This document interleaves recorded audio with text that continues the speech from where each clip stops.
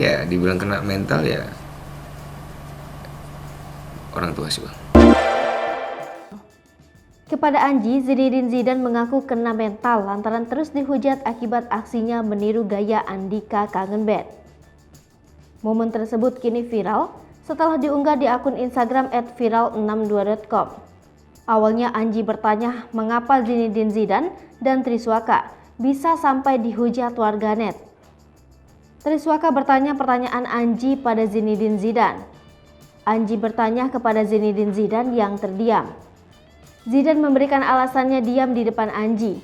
Diakui Zinedine Zidane kalau dirinya masih baru berkarir. Secara jujur, Zidane mengakui pantas dibully. Sekali lagi Zidane mengakui kesalahannya di depan Anji. Komentar beragam pun menghampiri Instagram viral62.com.